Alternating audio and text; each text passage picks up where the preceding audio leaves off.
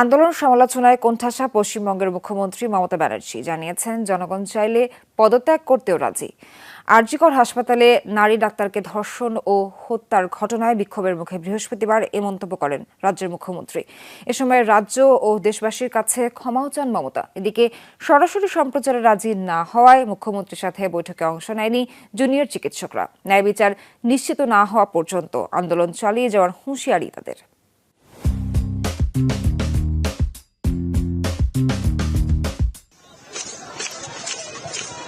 মাসব্যাপী আন্দোলনে উত্তাল পশ্চিমবঙ্গ। গেল 3 দিন ধরে স্বাস্থ্য ভবনের সামনে অবস্থান নিয়েছেন জুনিয়র ডাক্তাররা। কোনোভাবেই যখন বিক্ষোভ থামাতে পারছে না সরকার, সে সময় আন্দোলনরত চিকিৎসকদের সাথে বৈঠক ডাকেন খোদ মুখ্যমন্ত্রী। তবে মমতা ব্যানার্জি 2 ঘন্টা সচিবালয়ে বসে থাকলেও আসেনি বিক্ষুব্ধ ডাক্তারদের কেউ। বৈঠক লাইভ স্ট্রিমিংয়ের দাবি রেখেছিলেন বিক্ষোভকারীরা, কিন্তু রাজি হয়নি রাজ্য সরকার। সে কারণে সচিবালয়ের গেট পর্যন্ত যেয়েও আলোচনায় বসেনি চিকিৎসকদের প্রতিনিধি দল।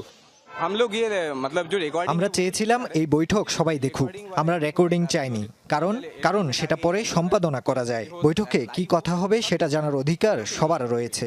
এ কারণেই আমরা সরাসরি সম্প্রচার চেয়েছিলাম। আমাদের বিশ্বাস ছিল সরকার দাবি মেনে নিবে। ন্যায় বিচার না পাওয়া পর্যন্ত আন্দোলন চলবে। অপেক্ষার পরও যখন কেউ আসেনি, তখন সবার কাছে করজোড়ে ক্ষমা চাইলেন মুখ্যমন্ত্রী।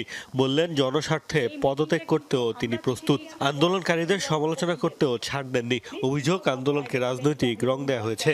বিচার নয়, বরং ক্ষমতার জন্য চলছে এই সব কর্মসূচি। আমি মানুষের স্বার্থে এমনকি নিজে পদত্যাগ করতেও রাজি আছি।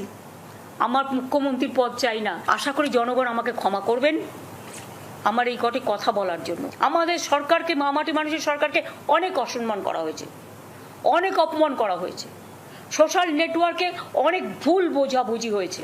এদিকে কথার বরখেলাপ না করে মমতাকে পদত্যাগের আহ্বান জানিয়েছেন বিরোধীরা।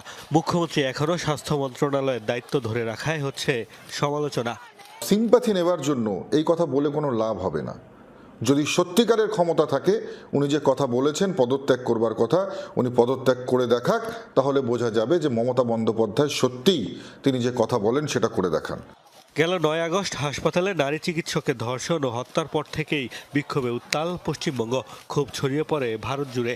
এ ঘটনা সুষ্ঠু বিচারের দাবিতে পশ্চিমবঙ্গের চিকিৎসকেরা এখনও আন্দোলন চালিয়ে যাচ্ছেন। ফলে ভেঙে পড়ার শঙ্কায় রাজ্যের স্বাস্থ্য ব্যবস্থা।